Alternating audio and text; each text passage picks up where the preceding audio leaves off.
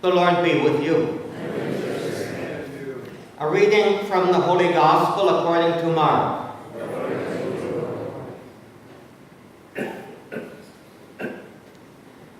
As Jesus was leaving Jericho with his disciples and a sizable crowd, Bartimaeus, a blind man, the son of Timaeus, sat by the roadside begging.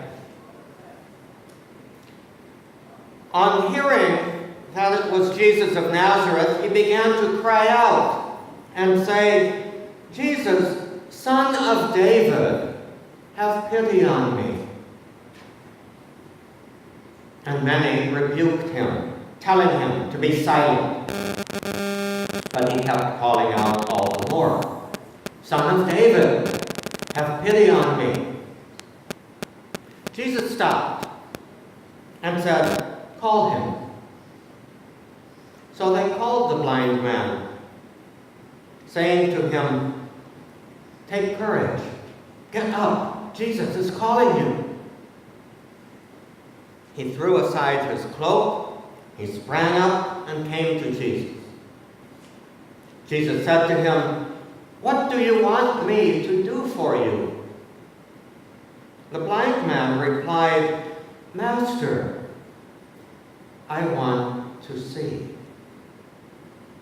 Jesus told him, "Go on your way. Your faith has saved you." Immediately he received his sight and followed him on the way.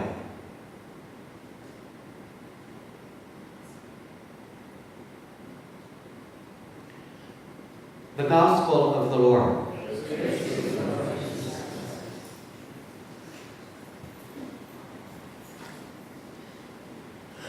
This healing of the blind man in Jericho, as Jesus was leaving Jericho, is very interesting and very significant for us in a number of ways.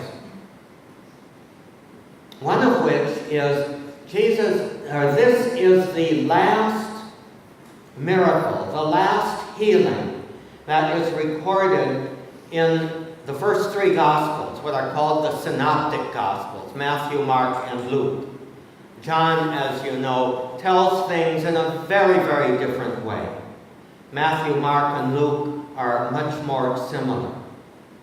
All three Gospels have Jesus at a certain point leaving Galilee and making a trip to Jerusalem, his final trip to Jerusalem. And that is the occasion of his triumphal entrance on Palm Sunday, the week before his crucifixion and death and resurrection.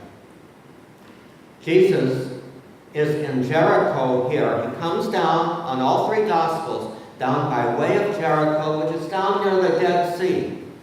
It's one of the lowest cities in the entire world. It's more than 600 feet below sea level. And the climb up to Jerusalem, which is not far, it's only about 20 miles, but the climb up there goes from 600 feet below sea level to about 1,200 feet above sea level when you get to Jerusalem. So there is an idea here of going from the depths, the Dead Sea, which Jericho represented, to the heights, in a rather short journey. All three Gospels recount the healing of the blind there in Jericho. Jericho was sort of a sin city, not too far from where the locations of Sodom and Gomorrah and the Dead Sea were reputed to be. And so it's very interesting that what Jesus does right there is to heal blindness. And this healing of blindness is the very last miracle that Jesus performs before his passion, his suffering, his death, his resurrection. So that has a very strong significance to us. Each gospel writer very interestingly tells the story in different ways. Matthew, for example, tells it twice. Gives the same details in two different times. One up in Galilee and the other one down here in Jericho. But it's clearly the same details and pretty much the same story. Luke has two people who are healed of blindness down there in Jericho, but he doesn't name them. Mark, which is the first gospel, in some ways on which the others are based, at least Matthew is based. Mark is the only one who chooses to give his name, Bartimaeus. The other two apparently chose not to give his name. That creates a little question. Was Bartimaeus really his name? Or was it something that Mark wanted to say about him? Let's look a little bit more deeply at that name, Bartimaeus, because it tells us something. It's a hybrid name. There were very, very few, very seldom were there Greek and Hebrew names put together, and yet that's what is here. Bar is the Hebrew word for son of. Timaeus is a Greek name, not Hebrew. Very few Jews, in Israel at least, would have named their children by a Greek name. So Mark may have been trying to tell his readers something, because his readers were probably, many of them, literate and educated people, as was Mark. Timaeus is a character in Plato's dialogues, which would probably have been familiar to many of Mark's readers, just as they're probably not familiar to most of us. And yet they are part of the foundation of Western civilization, which we have tended to lose sight of, unfortunately, in our day and age. So, who was Timaeus? Timaeus is the character in Plato's dialogues who represents and speaks eloquently of the role of the eye and light in bringing forth knowledge. He basically says light as seen by the eye is the foundation of all knowledge and all understanding. So what Mark is saying in his way of telling this story of the healing of the blind man is the very last thing that Jesus does before his death and resurrection. And the thing that, in a sense, gives us a clue to the entire purpose of Jesus' death and resurrection is to bring light into our darkness. For each one of us, that means the primary thing that he does is to heal our blindness. Now, we might ask, what is the cause? What is the source of our blindness? Your blindness, my blindness.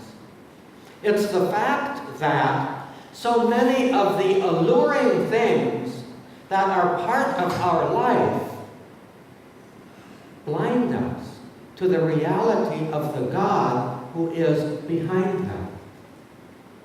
To put it another way, we get so enthralled by the things of our lives, even enthralled by our goals, our desires, even enthralled by our for stuff, whether it's riches and wealth and fame, or whether it's just to make things a little bit better, and to want things to be better, and to devote ourselves to betterment rather than devoting ourselves to paying attention to God.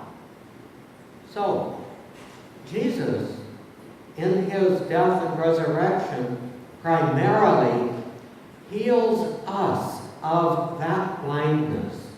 What we so often like to do is to relegate God to a part of our lives, sort of compartmentalize him. Our lives are sort of like one of those old post office boxes, that had bunches of compartments. And, well, we'll put God here, and then everything else is free for the stuff that I like. God refuses to be put in a pigeonhole. God insists at being at the heart and being the light by which we see everything else. That is the role that God desires for us.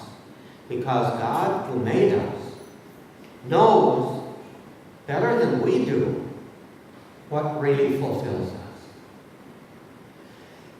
And so, this healing of the blind man, Bartimaeus, points to the meaning of the crucifixion of Jesus. We are at the opposite end of the year, actually, from celebrating Holy Week and Easter. And yet it's at this point that we are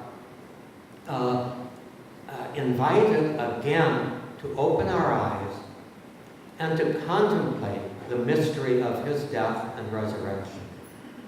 His death is not complete without the resurrection, and the resurrection is meaningless without embracing the death. So it's the two of them together that open our eyes, as we sang at the beginning of the Mass, and impel us to open our ears and open our hearts.